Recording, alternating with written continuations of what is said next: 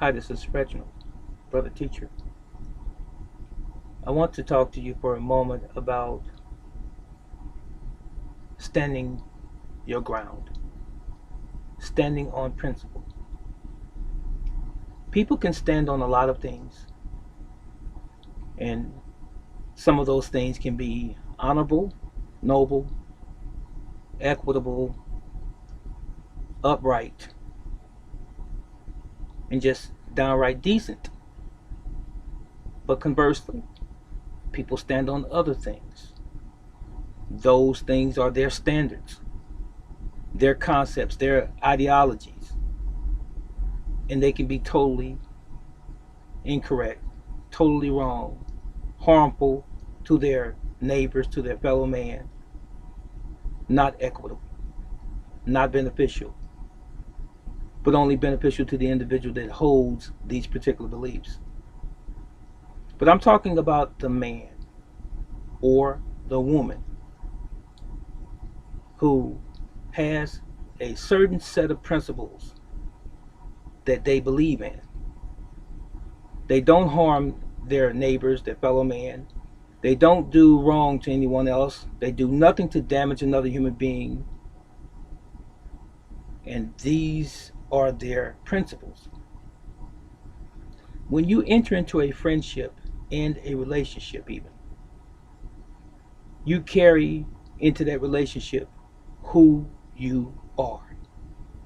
There should never be any hindrance, any reservation of who you are. You shouldn't be afraid to exhibit in a respectful manner who you are and what you represent and what you stand for. Not in order to gain someone's appreciation for you, not in order to make someone else happy or content while you're compromising what you are and what you stand for and what you believe in. Let me give you an example. I don't eat pork. I haven't eaten pork since I was 18 years old. Over 40 years now. I've been around people, associates, in time past, but let me say this. Presently, most people that know me know I don't eat pork. I'm not Muslim, but I don't eat pork. So I've been around associates and people over the years, and they offered me something that was pork or contained pork. And I would kindly and politely say I don't eat pork. And I've gotten responses, oh, okay, I respect that. That's one comment by most people. And then I've received comments or responses, oh, a little is not going to hurt you. Oh, why don't you like pork? Because it's good. Oh, you one of those. Is it your religion? And I've even been around people who were cooking pork in, let's say, something green, like collards, mustard greens, kale. And they put the pork in there as a flavoring. And I'd be over their house and they would offer me something to eat. And I would ask politely, kindly again, what type of seasoning do you have in your greens? And they say, oh, it's a ham shank or a piece of ham or what have you for flavor. And I say, maybe I can eat the salad or something else, but I can't eat that because it has pork. And sometimes they lightweight pretended that they were offended. How could you be offended with what someone believes in and what someone's standards and principles are? How could you possibly be offended in America?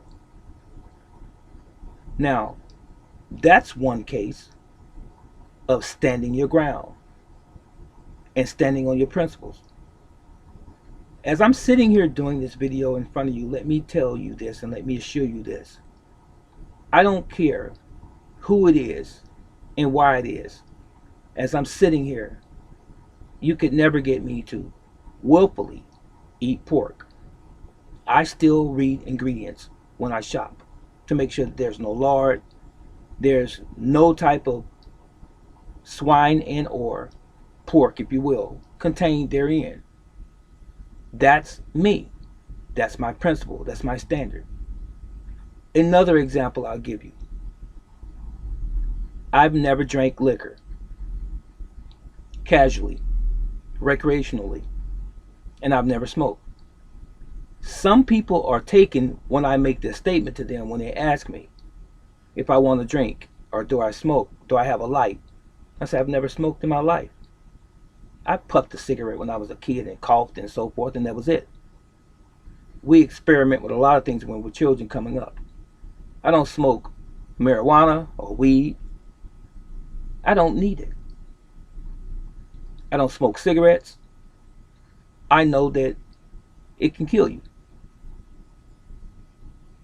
I don't drink alcohol because it destroys your liver and your health. But when you tell people these things, sometimes and oftentimes, people who do these things assume this position that you are trying to assert that you're better than them. No, I'm not. I'm not saying or asserting that I'm better than you. What I'm saying is that this is what I choose to do or not to do. It's my choice. No different than you going to a supermarket or a mini mart or a convenience store and buying Hennessy Black, Heineken, Bud Light, Monaco Blue, or some vodka. I don't need to do that. You know why? I stand strong within myself. I don't need any outside interference, any outside stimulus to make me feel better. Because I enjoy life the way God intended it. It's already here. Maybe we're missing something when we have to go off on those other things to make us feel good just for a moment. I know smokers. And I know people who drink alcohol. I know people who drink alcohol daily and on a regular basis. I'm not beating up on anyone, and I'm not issuing some form of indictment against anyone that does these things. But buyers beware. I know that you know that cigarette smoking is not healthy, but you do it, and you will oftentimes make an excuse for why you're doing it. Sometimes the excuse is as foolish as, I'm grown. Say that when you're on that respirator in the hospital, you're grown. So now you have a grown man or woman dying from lung disease caused by them. And what about the one that's drinking? I make my own decisions. Say that when they tell you that you have liver disease, like they just told my friend several weeks ago, and his eyes have turned yellow and orangish in color, and he has 6 months to a year to live because now he has liver disease, cirrhosis of the liver. 6 months to a year. And the man is not even 50 years old. The man is not even 45 years old yet. You get what I'm saying? Everything that's comfortable to you or gives you some sense of euphoria or gives you some sense of being mellow and cool and laid back and chilling and relaxing is not good for you. Most poisons that we ingest in our body is like that. It's killing you. But we're not going to be proactive, are we? I didn't really mean to go down this particular road. But maybe I did because I am doing it now. Guard yourself. Guard your life. Ladies and gentlemen, those of you that are listening to me right now, you can call this a public announcement if you will. But you would be doing a disservice to your children if you have some to leave them too early. You will be and you are being very selfish just to get a high in the buzz because you can't stand the truth.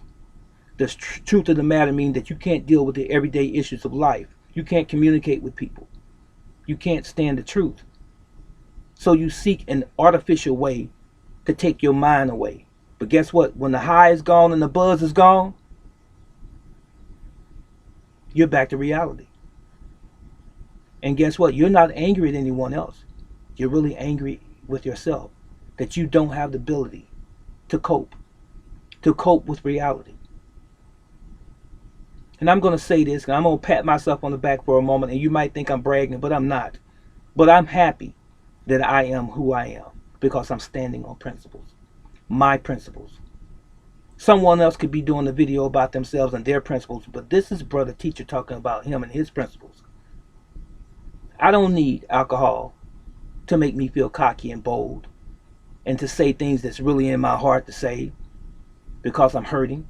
I don't need a cigarette, to take the edge off because my job was too hard and the manager came down on me and so forth, or I feel pressure because I don't have enough education to learn these classes that I'm in. So I feel like I need to get high and go get buzzed and what have you. I don't need that. All I need is what God equipped me with, because he didn't give me anything that I need some outside source to make me better. Go back to Genesis chapter 1. He said, and he saw everything was good that he created. If he created us perfectly as human beings, synergistically, with bilateral symmetry and everything in order, everything functioning the way it's supposed to, why do we need these artificial things that give us this illusion that we're something that we're not? You see, when you get locked up in jail or the prison and your alcohol is gone, your cigarettes are gone, and your drugs are gone, your weed is gone, all you have is you. Now what you gonna do? Just an example. So I stand on principle. The whole premise of this video is to tell you and to encourage you to stand on principle, whatever your principles are. Your principles could be that you're not going to let your families, your in-laws, run your life when you're married to your wife or your husband. That might be your principles that you're standing on. And don't do it. Stand on your square. Stand on your principles. Your principles might be that I'm going to tell my children no sometimes. Stand on your principles. Your principles might be if you're in a relationship and one or the other partner, male or female, is always beating up on you verbally, talking down to you, and you won't take it anymore. Stand on your principles. Stand. Whatever you do, stand. And you know what? At first it's going to feel uncomfortable. You're going to be nervous.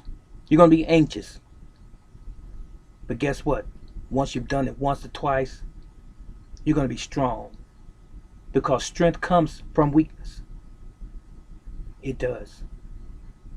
So whatever you're going through in your life and you feel uncomfortable and you feel like the world is beating down on you, it could be a family member, it could be a friend, it could be some stranger, it could be your boss, it could be your co-workers. Take a deep breath.